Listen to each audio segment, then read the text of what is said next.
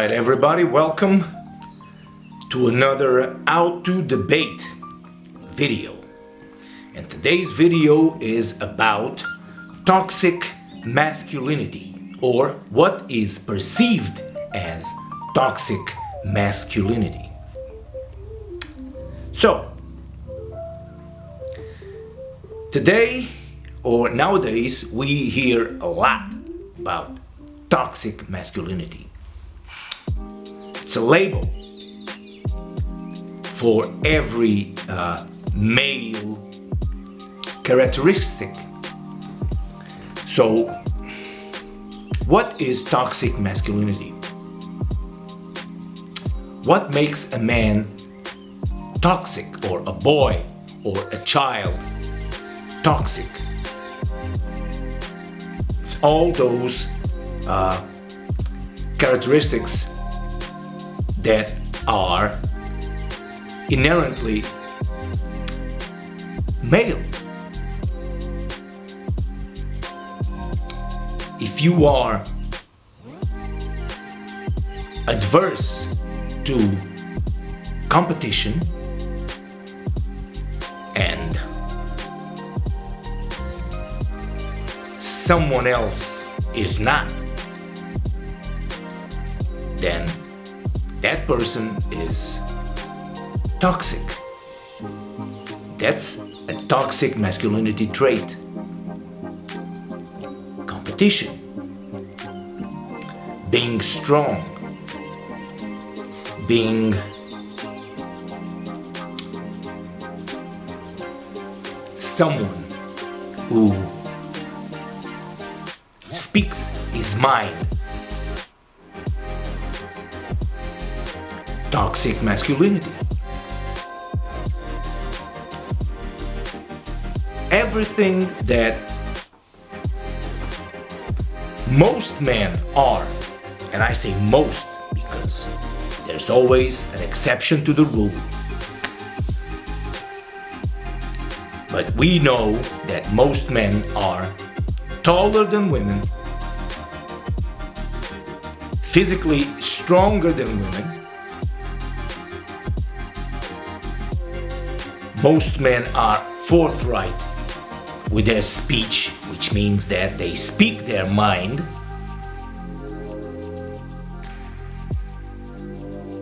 And all of those traits are considered to be toxic masculinity traits. Yeah, that's right. So, the feminists, well, mostly the feminists, they have demonized all those traits and everyone who possesses those traits. And so you have the feminists and you have the men who are weak and who hate stronger men, determined men, alpha male kind of men, and those weaker men with the feminists decided to demonize all those traits, call them toxic. And so you have this institutionalized movement trying to punish all the children and young boys who show those traits, who have those traits. Let's make them more agreeable. Let's make them more sensitive. Let's make them more feminine. Androgynous is the word. And so that's what they've been doing in the school system for the past 20, 25 years. Trying to suppress all those male characteristics, or traits if you want to call them that they labeled as toxic. Yep. And so now you have men, a lot more men going into what used to be traditionally female workplaces. And I mean traditionally, okay? There's always been male teachers, there's always been male nurses. But now you have a lot more of them, okay? Because they've been indoctrinated. And so instead of going into STEM, they go into the humanities. And that's been a problem, because now women have to deal in what is traditionally a woman's workplace, like being a nurse, for instance. Now they have to deal with a lot more male nurses. And even though those male nurses do not exhibit the toxic masculinity traits, they're still men. And men will always be competitive.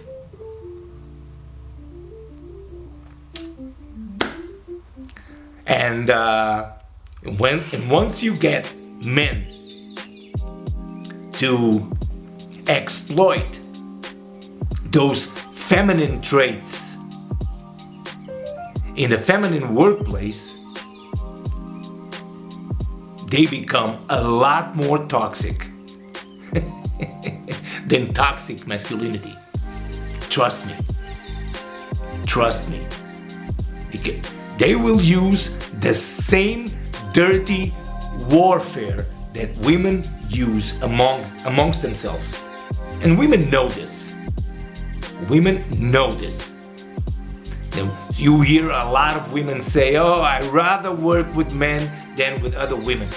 Women know, about the dirty warfare inside their workplace. But now you have men using those same weapons, and men who are a lot more competitive than women. And so you've got this clash that didn't used to happen, at least not as often.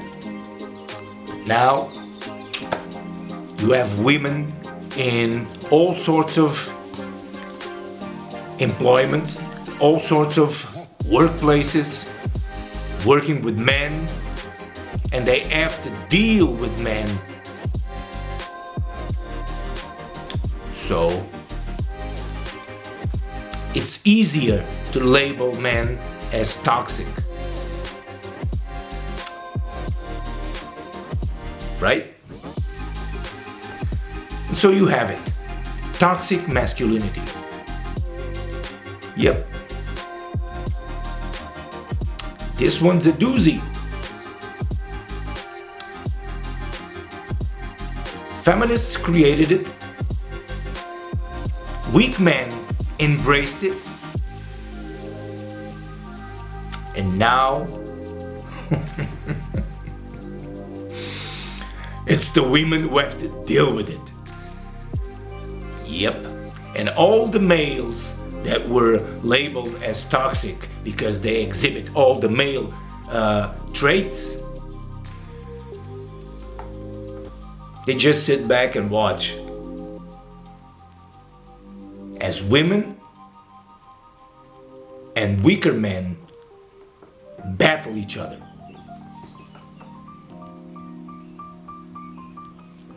Yeah. So when weaker men or beta males are surrounded by alpha males, they will behave.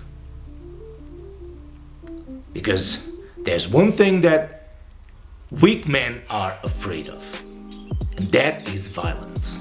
And they know if they misbehave, if they step out of line, shit could go violent just like that. And they are terrified of violence. Now, when the same weak men are around women, they don't give a shit. They're not afraid of women. And so they push it. Yep, they push it. That's why most wife beaters and guys who are just, criminals who perpetrate crimes unto women are weak men.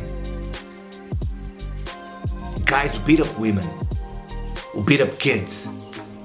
Weak men. And when those weak men are around strong men, they behave. So, the toxic masculinity is useful after all. Keeps all those weaker men in check. And all those toxic feminists also in check. And that's something that we're going to talk about later on another episode. We'll talk about the toxic femininity. Oh yeah, there is such thing. There is such a thing. Trust me. Alright? So, guys, you know what to do. Don't forget to push that like button. Share the video, subscribe to the channel, and I'll catch you guys next time.